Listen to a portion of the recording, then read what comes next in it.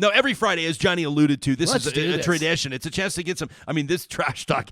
I will say this. We had about 5 emails pulled for this, and then I talked to Alicia Corbella, and then we just had to overhaul the entire trash talk because our inboxes were flooded. We love the passion. We love the engagement. This is presented every Friday by our friends at Local Environmental Services. Check them out online, localenvironmental.ca. A chance for you to blow off a little steam, a tradition we call Trash Talk!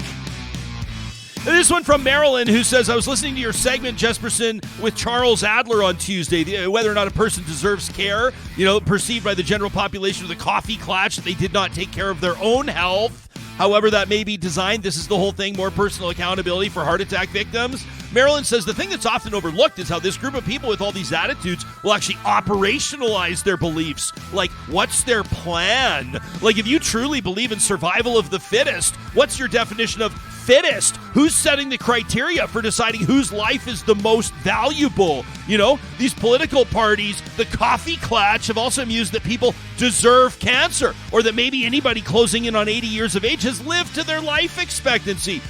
Who else might be on the chopping block? Marilyn says there's no doubt in my mind many groups of people, young and old, currently on this chopping block.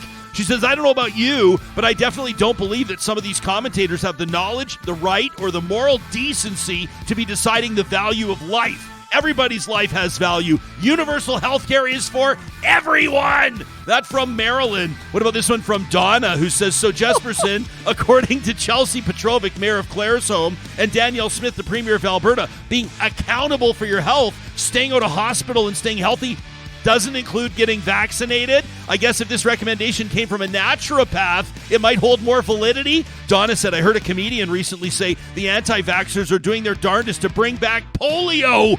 She said, I thought that might make real talkers laugh. That from Donna. I think I should get 5 points for sticking a trash talk in the plant behind me. What do you think? Wait until people see this. You scored a three-pointer. I did score it from way downtown. Right in the fern. This one from Thomas. Thomas says, Jespo, first off, loyal listener. I got a great deal of respect for your show and most of your guests, but he says I could barely keep my Cliff Bar down when Leisha Corbella, we know what he's eating for breakfast, when Leisha Corbella started spewing her anybody but Rachel Notley vitriol, a vitriol light on facts and full of that condescending phrase, the people don't realize. The translation, here's my view, and woke people don't agree with me. At our house, says Thomas, we're proud centrists. Some days, a dash to the left. Other days, a smidge right. He says, I always thought that so-called journalists took pride in approaching issues with balance and research. Even if they're writing an opinion piece, facts might be nice. He says, the bias was blatant. Just imagine if an NDP premier was conducting calls with a union executive facing criminal charges. The right would have a proper shit fit.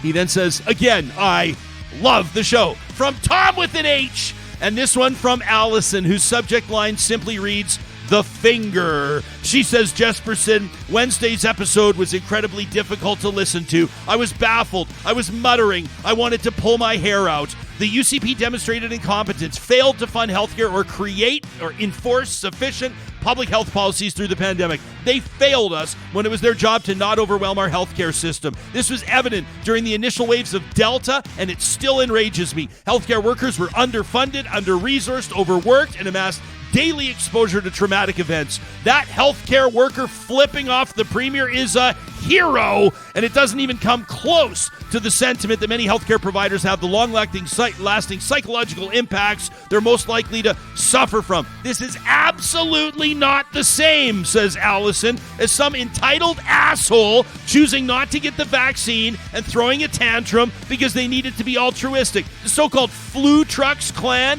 had an anti-democratic, fascist, racist protest base openly identifying in its ranks. She says the stunt they pulled at the border is terrifying.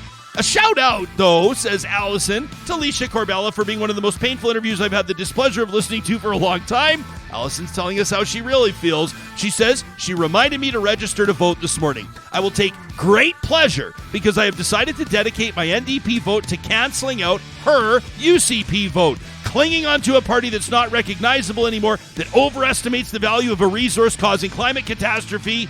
Her takes on the NDP are based on fear, and I believe that the difference in these parties is social programming and funding. I didn't believe Jason Kenney on health policy, and I don't believe Danielle Smith's iteration of the same thing. We should believe what she said, Smith that is, on the podcast. That is the spirit of the Take Back Alberta faction. They appear to be the worst of Wild Rose, but condensed and more terrifying. She then, in true Real Talker fashion, Johnny signs off warmly, Allison.